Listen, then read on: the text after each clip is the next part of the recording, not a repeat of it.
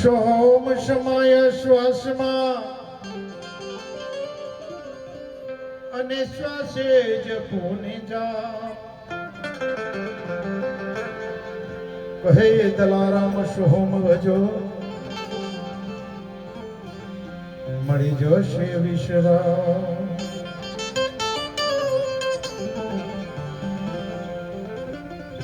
મારા ગુરુ જયરામદાસ બાપુ, જયરામદાસ બાપુના ગુરુ દલારામ બાપુ, એ દલારામ બાપુ કહે છે સોહમ સમાયા શ્વાસમાં શ્વાસે જપોને જાવ. હે કહે દલારામ સોહમ ભજો મળી જશે વિશ્રામ. એ ભાઈ ખેતર ગયા હોય બહુ થાક લાગી હોય તો વિશ્રામ ક્યાં મળે આપણને? હે હે ઘરે આવ્યા પછી ને, ઘરે આવીએ આખો દિવસ ખેતર કામ કરી કરીને થાકી ગયા હોય, પસીનાથી રેપઝેપ થઈ ગયા હોય, ખૂબ શરીરને થકાન હોય, શરીર થકાન સહન કરી શકતું ના હોય, એવી ઈચ્છા થાય કે હમણાં આરામ કરી લઉં, હમણાં આરામ કરી લઉં, હમણાં આરામ કરી લઉં. એવી પરિસ્થિતિમાં મનુષ્ય ઘરેથી ખેતરથી ઘરે આવે, ઘરે આવીએ હાથ પગ ધોઈ ચા પાણી કરી વારું કરી અને જ્યારે આરામ કરે ને, આરામ કરે ને તો પછી અંદર છે ને જેને આપણે જીવ કહીએ એને વિશ્રામ મળે, વિશ્રામ. પણ આ જીવ ગતિની વાત છે, આ ઉપરની વાત છે. મેં તમને જે દાખલો આપ્યો એ ઉપરની વાત છે.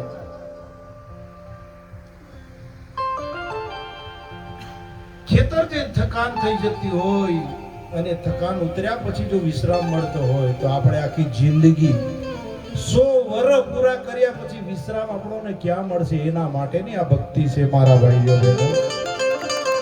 હા, આ ભક્તિ એના માટેની છે. હા, એક ટૂંકું ભજન બોલી થોડો સત્સંગ સંભળાવો, પછી કલાકાર ભાઈઓ સાંભળીએ.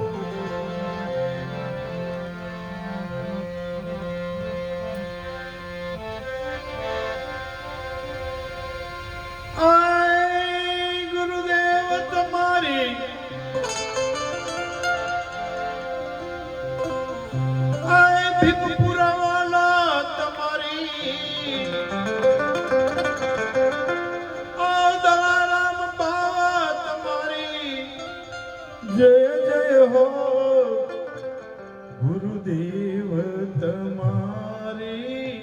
જય જય હો ગુરુદેવ તમારી, જય જય હો ગુરુદેવ તમારી, જય જય હો.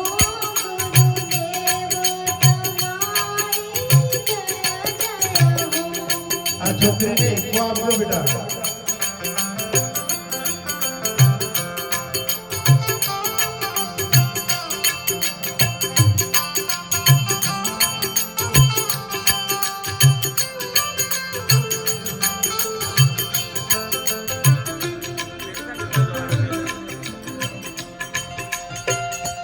જય રામ બાબા તમારી, જય જય હો જય રામ બાબા તમારી, જય જય હો.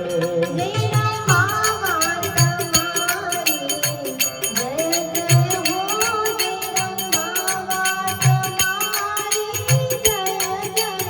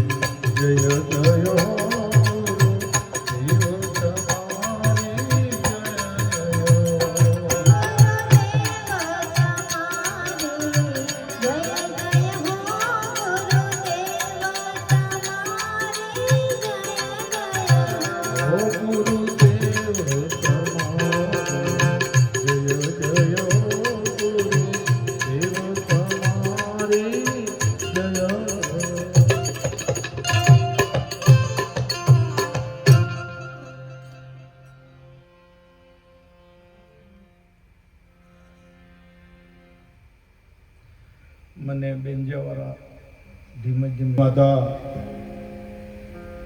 અંજના માતા તેમજ ભાવના માતા તેમજ એમના પરિવાર તરફથી અહીંયા જે કોઈ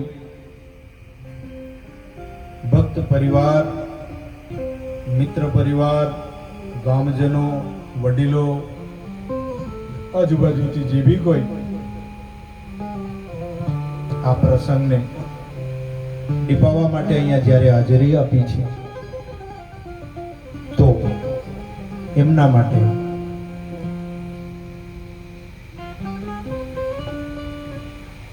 હવે તો આપણે કલ્પેશભાઈ પાસે આપણે આભારની આશા કરતા હતા, પણ હવે તો મારા ભાઈઓ બહેનો એને પદવી મળી ગઈ છે. અને જ્યારે જે કોઈ વ્યક્તિ પદવી પર હોય ને, એની પાસે પદવી હોય ને, તો એની પાસે આશીર્વાદની આશા લેવાય, આશીર્વાદની આશા કરાય. એટલે હું કહીશ કે આજે તો આ પ્રસંગને નિભાવવા માટે આવ્યા છે એ તમામ આત્મા બંધુઓને, અમારા કમલરામ બાપુને હું વિનંતી કરીશ અને હક ધરાવીને કહીશ, ખૂબ આશીર્વાદ આપો, ખૂબ સુખી બને, ખૂબ ભક્તિમય બને, આપણો પરિવાર ખૂબ સુખી બને. હા, અમારા ભીખુ સાહેબનો એક શબ્દ મેં મૂકી દીધો છે, એ કદી નહીં નીકળે. આ જ્યારે આપણા અંદર અંતરનો ભાવ હોય ને, ત્યારે આવા શબ્દ નીકળતા હોય. નહીતર આપણે બાજુવાળાનું બી સારું નહીં વિચારીએ. હે ભાઈ, પણ અમારા ભીખુ સાહેબનો એક શબ્દ મેં સાંભળ્યો ને, હે, જે મારા અંદર જે ભાવ છે એ ભાવની વાત કરી એમણે. હે, એમણે તો ત્યાં સુધી કીધું કે આ દુનિયામાં કોઈ જીવ દુખી નહીં રહે, કોઈ જીવ દુખી નહીં રહે.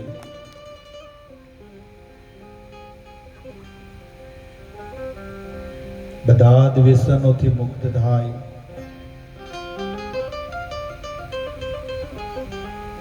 દરેક જીવ ખૂબ સુખી બને, ભક્તિમય બને, પ્રભુની ભક્તિ કરે અને ભવપાર તરે. આપણા બધાનો એ જ ભાવ છે. આજે અમે તો કાયદેસર ભગવાને અમને એના માટે જ મોકલ્યા છે, જીવોને તારવા, જીવોને તારવા, જીવોનો ઉદ્ધાર કરવાનો હોય અમારો. પણ આજે અમારા ભીખુ સાહેબે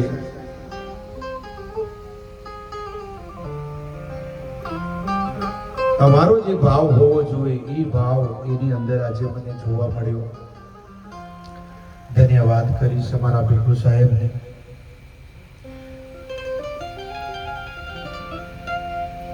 ભાઈઓ બહેનો, આપણા બધાની અંદર જો આવો ભાવ આવી જાય ને, આપણા બધાની અંદર આવો ભાવ પ્રગટ થઈ જાય, બધાની અંદર ભક્તિ આવી પ્રગટે, તો મારા ભાઈઓ બહેનો,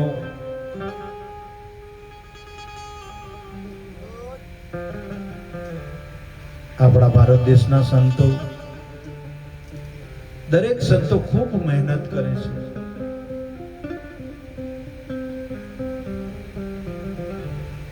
આપણા ભારત દેશના સંતો ઘરની વાત તો પાહવે રહી, ગામની વાત પાહવે રહી, પણ આખા દેશનું કલ્યાણ માટે વિચારે છે, આખા દેશ માટે વિચારે છે.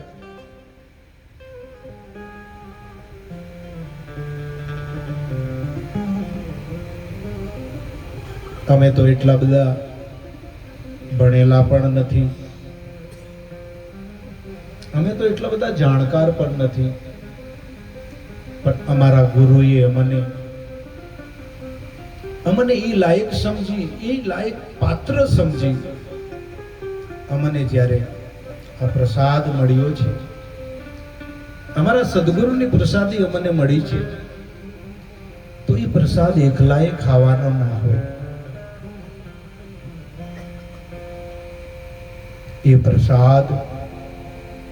એ પ્રસાદી એવી છે, જેણે જેણે ખાધી છે ને મારા ભાઈઓ બહેનો, એનો બેડો પાર છે, એનો બેડો પાર છે.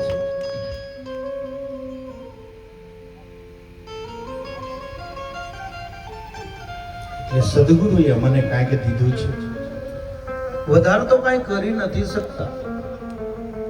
ઈચ્છા તો ઘણી છે, ઈચ્છા તો ઘણી છે,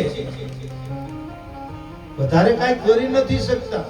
એટલા બધા ભણેલા બી નથી, એટલા બધા શાસ્ત્ર કે વેદ પુરાણો અમે વાંચ્યા નથી, એટલા બધા અમે જ્ઞાની પણ નથી.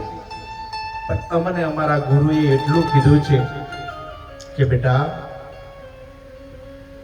તમારાથી બીજું કાંઈ નહીં થાય તો કાંઈ વાંધો નહીં, કોઈક દારૂડિયાને દારૂ છોડાવજો, કોઈ દુખી હોય એ દુખિયાની સેવા કરજો, મારા નામનું સ્મરણ કરજો, એ દુખિયાના દુખડા હું સારા કરીશ.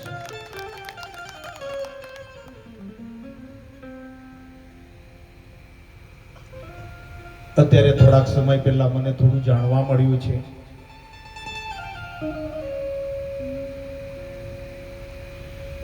ઘણા લોકો એટલે વગેરે વગેરે સમજી લેવાનું. બાપુ પ્રોગ્રામો કરે છે તો એ બીજાને વારી આપતો નહીં, એ જાતે જ સત્સંગ કરવા બેહી પડે છે. બાપુ ભજન કરતો નથી, એ તો ડાયરા કરે છે. બાપુ ભજન કરતો નથી, એ તો ટીમલી ગાય છે. બાપુ ભજનો કરતો નથી, સત્સંગ કરવા બેહી પડે છે. અત્યારે થોડાક સમય પહેલા તો એવી વાત સાંભળી